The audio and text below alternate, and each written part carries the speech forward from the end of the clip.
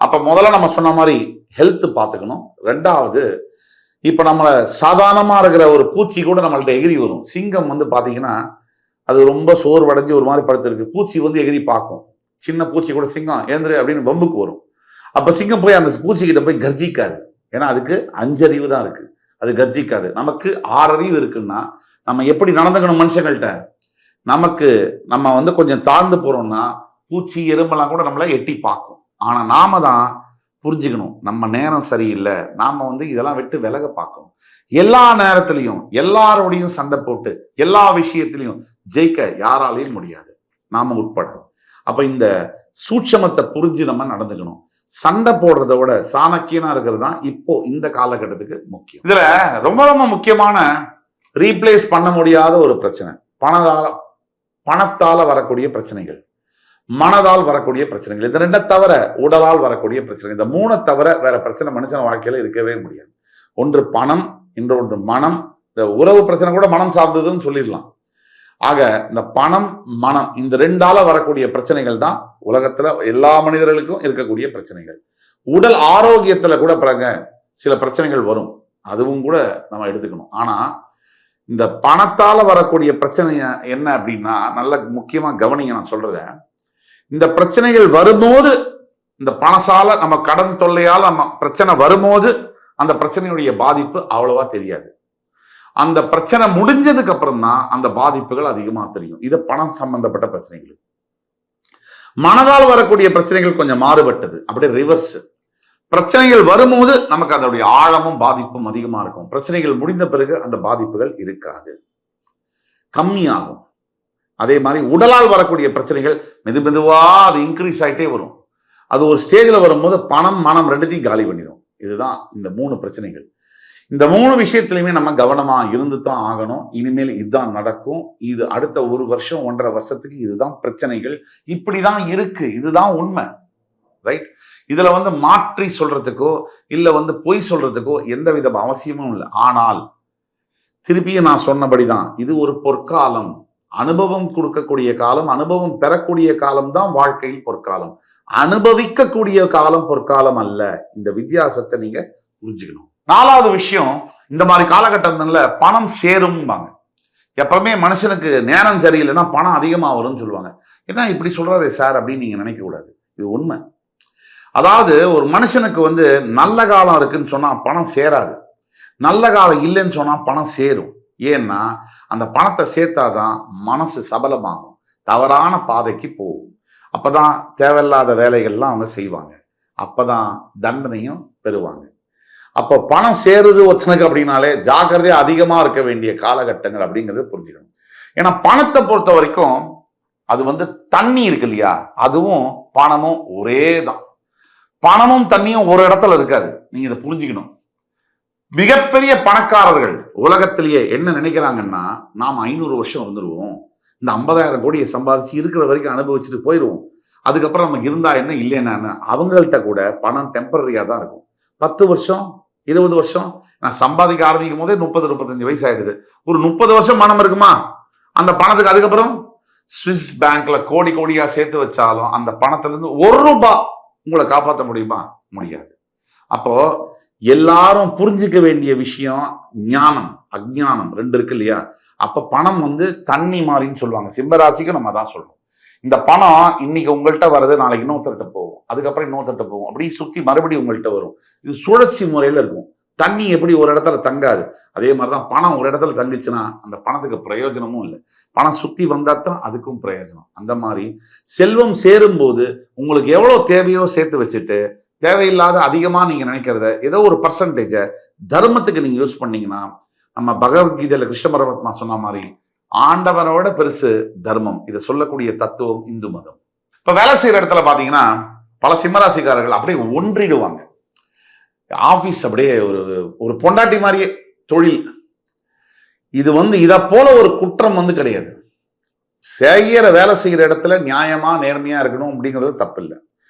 எந்த ஒரு நிறுவனமும் உங்களை கணவனாவோ மனைவியாவோ இல்ல சொந்த பந்தமாவோ பார்க்காது. இந்த உண்மை உங்களுக்கு புரியும் போது வயசு 60 தொற்றும். இந்த உண்மையை நீங்க புரிஞ்சுக்கணும். உங்களோட ஹெல்த் ஃபர்ஸ்ட் ப்ரையாரிட்டி. குடும்பம் நெக்ஸ்ட், அதுக்கு அடுத்ததுதான் வேலை. இதை நீங்க மனசுல வச்சுக்கலன்னா, நீங்க உங்களோட உடம்புல சக்தி இருக்கிற வரைக்கும், ரத்தம் ஓடுற வரைக்கும் வேலையில வச்சுக்குவாங்க. அது முடிஞ்ச பிறகு வேலையில வச்சுக்க மாட்டாங்க. இதுல சொந்தமா பிசினஸ் பண்றவங்க, சிம்மராசியில் இருக்கவங்க பாடுற பாடு இருக்குல்ல, அது தனி புஸ்தகம் போட்டா கூட பத்தாது. ஏன்னா இன்னைக்கு வந்து பிசினஸ் வந்து கடமுட இழுத்து ராட்டின மாதிரி தூக்கி அடிச்சு இவங்களை காலி பண்ணிருக்கு. இது ஒரு வருஷத்துல இருந்து 1.5 வருஷம் வரைக்கும் இனிமேல் இதுதான் நடக்கும்னா, நீங்க அடுத்தது புதிய முயற்சிகள், புதிய வியாபாரத்துல கொஞ்சம் இல்ல, காலை வைக்காம இருக்கிறது நல்லது, ஜாக்கிரதையா இருக்கிறது ரொம்ப நல்லது. இனிமே நெகட்டிவா அப்படின்னா கிடையாது. சரியான நேரத்துல சரியான முடிவு எடுக்கிறத விட சக்தியான ஒரு விஷயம் எதுவுமே இல்லை. அப்புறம் அஷ்டம சனி 7.5 சனி காலத்துலதான் சிம்ம ராசியை பொறுத்த வரைக்கும் பல பேருக்கு வந்து திருமணம் நிச்சயமாகுது. என்ன சார் கான்ட்ரவர்சியா பேசுறாருன்னு நினைக்க வேண்டாம். அதாவது சனி பகவானுக்கும் கல்யாணம் பண்றதுக்கு என்னடா சம்பந்தம் அப்படின்னா, இன்னைக்கு உள்ள காலகட்டங்கள்ல கல்யாணம் அப்படிங்கிறது பிரச்சனைக்குண்டான ஒரு விஷயமா தான் பார்க்கப்படுது பெரும்பாலும். ஆக இந்த மேரேஜ் அப்படிங்கிற இன்ஸ்டிடியூஷனுக்குள்ள வரக்கூடிய எந்த ராசியினராக இருக்கட்டும், எஸ்பெஷலி சிம்ம ராசி, இந்த மாதிரி அஷ்டம சனி காலகட்டத்துல கொஞ்சம் திருமணம் ஆகாதவர்களும் நடக்கக்கூடும். ஏன்னா அது மூலியமா ஏதாவது பிரச்சனை கொடுக்கலாமான்னு கூட சனி பகவான் யோசிப்பார். நீங்க திருமணம் ஆகக்கூடியவராக இருந்தாலும் சரி, வெயிட் பண்ணிட்டு இருக்கீங்கன்னாலும் சரி, இல்லை திருமணம் நிச்சயம் பட்டாலும் சரி, நீங்க ஆண் சிம்ம ராசியா இருந்தாலும் பெண் சிம்ம ராசியாக இருந்தாலும் சரி, உங்களுடைய கணவர்கிட்டயோ மனைவி கிட்டயோ தயவு செய்து வாய் கொடுத்து மாட்டிக்காதீங்க. நீங்க அமைதியா போனீங்கன்னா அஷ்டம சனி மட்டும் இல்ல, ஆயுளுக்கும் உங்களுக்கு நல்லது. சிம்மராசி என்ன செய்யணும் இந்த கஷ்டமான காலகட்டங்கள்ல? முதல் பாயிண்ட் என்னன்னா, உங்களோட ஹெல்த்தை நீங்க கவனமா பார்த்துக்கணும். நேரத்துக்கு சாப்பிடணும் அப்படிங்கிறது ரொம்ப முக்கியம். இதை சொல்லும் போது சாதாரணமா எடுத்துக்கூடிய பல பேர் இருப்பீங்க, நேரத்துக்கு சாப்பிடணும். 2வது, நண்பர்கள்ட்ட தேவைக்கு அதிகமா சொந்த விஷயங்களை பத்தி பேசுறதை நிறுத்தணும். என்னதான் க்ளோஸ் ஃப்ரெண்டா இருந்தாலும் சரி, அந்த கோட்டுக்கு அந்த பக்கம் அவர் இருப்பாரு, கோட்டுக்கு உள்ள நீங்க இருக்கணும். 3வது, உங்க மனசுல இருக்கிற குறைகளை மனைவி கிட்ட இல்ல கணவர்கிட்ட வெளிப்படையா உண்மையா உட்கார்ந்து பேசுறது நல்ல முடிவை தரும். இன்னைக்கு சண்டை நடந்தாலும் 10 நாள் கழிச்சு 1 மாசம் கழிச்சு நிம்மதியான வாழ்க்கையை நீங்க வாழ முடியும். 4வது, உங்களுக்கு வரக்கூடிய காசு அது 5 ரூபாயா இருந்தாலும் சரி, 5 கோடியா இருந்தாலும் சரி, வரும்போது சேர்த்து வச்சுக்காம அதை விட்டுட்டு பின்னாடி போன பிறகு வருத்தப்பட்டு எந்த விதமான பிரயோஜனமும் இல்லை. வந்த உடனே பூமிக்கும் வானத்துக்கும் குதிக்கிறது, வராத போனா உட்கார்ந்து பிறண்டு அழுகிறது, ரெண்டும் சிம்மராசியுடைய குணாதிசயம் அப்படிங்கிறதுனால இது ரெண்டுத்தையுமே பேலன்சிங் பண்ணணும். இந்த எமோஷனல் இன்டெலிஜென்ஸ் சொல்லுவாங்க ஆங்கிலத்துல, அதை நீங்க உங்களுக்கு ரொம்ப அவசியமான ஒன்று. அதே மாதிரி என்ன செய்யலாம் தர்ம காரியங்கள் அப்படின்னா, கண் பார்வை இல்லாதவர்களுக்கு நீங்க வந்து உங்களால் முடிந்த உதவிகளை செய்யலாம். அதே மாதிரி உணவற்ற முதியோர்களுக்கு உணவு மற்றும் பாசத்தை, அன்பை கொடுப்பது மிகச் சிறந்த தர்மமாக இந்த காலகட்டங்கள்ல பார்க்கப்படுது. நல்லதே இல்லையா அப்படின்னு சொன்னா சிம்மராசிக்கு பல நல்லது இருக்கு. 1, வருமானம் அதிகரிக்கும், வெளிநாடு சம்பந்தப்பட்ட தொழில்கள், வியாபாரங்கள், வேலை வாய்ப்புகள் அதிகரிக்கும்.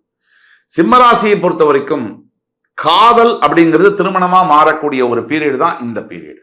அதே மாதிரி குழந்தை இல்லாத சிம்மராசி அன்பர்களுக்கு ஒரு நற்செய்தி என்று காத்திருக்கிறது.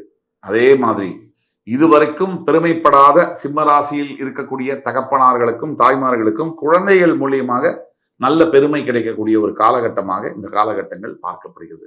கடமையை முடிச்ச ஒரு திருப்தியும் சந்தோஷமும் உங்களை வந்து சேரும். சிம்மராசி ஜெயிக்கணுமா? சிம்பிள், பொறுமை, எளிமை. எளிமை உங்களுக்கு முடியுமா? நீங்க கட்டுற வாட்சே வந்து பாக்கெட்ல பேங்க் அக்கௌண்ட்ல 2000 ரூபா இருந்தாலும் 20,000 ரூபா வாட்ச் கட்டுற ஒரே ராசி சிம்ம ராசி தானே. அதனால எளிமை, அதை கடைபிடிச்சே தீரணும். நீங்க நினைக்கிறீங்க நீங்க ரொம்ப நல்ல வாட்ச் கட்டினா எல்லாரும் உங்களை ரொம்ப புகழ்ந்து ரொம்ப இது பண்ணுவாங்கன்னு, வைத்தறிச்சல் தான் படுவாங்க, யாரும் புகழ மாட்டாங்க. இதை நல்லா ஞாபகத்துல வச்சுக்கோங்க. அதே மாதிரி நல்லதை யாராவது சொன்னா இந்த காதுல வாங்கி இந்த காதுல விடுற அந்த பழக்கத்தை நீங்க நிறுத்தணும். இந்த காதுக்குள்ள போச்சுன்னா அந்த காதை அடைச்சிடணும், இதுவே அடைச்சிடணும், உள்ளுக்குள்ள தங்க வச்சுக்கோங்க. நல்ல விஷயங்கள் நீங்க நல்லா கேட்கிற பழக்கம் உண்டா, நான் மறந்துடுறீங்க, அதை விட்டுறாதீங்க. இன்னொரு முக்கியமான விஷயம், இந்த காலகட்டத்துல யோசிச்சு ஒருத்தருக்கு ப்ராமிஸ் பண்ணுங்க, அள்ளி விடாதீங்க. கேட்டதெல்லாம் ஓகே, ஓட்டு வாங்க போறவங்க மாதிரி அப்படியெல்லாம் பண்ணாதீங்க. யோசிச்சு ஒரு நல்ல வாக்குறுதி கொடுத்தீங்கன்னா அந்த வாக்குறுதியை காப்பாற்ற முடிகிற மாதிரி இருந்ததுன்னா கொடுங்க. அதே மாதிரி பரிகாரங்கள் அப்படின்னு சிம்மராசிக்கு எடுத்தோம்னா, முதலாவதாக வரக்கூடியது உங்களுடைய ராசிநாதன் சூரியனுடைய ஆதித்ய ஹிருதயம் அப்படிங்கிற ஸ்லோகம் கூகுள்ல இருக்கு, யூடியூப்ல இருக்கு. காதல கேளுங்க, சொல்ல முடியலன்னா பரவாயில்ல, காதல கேளுங்க, அது ரொம்ப முக்கியம்.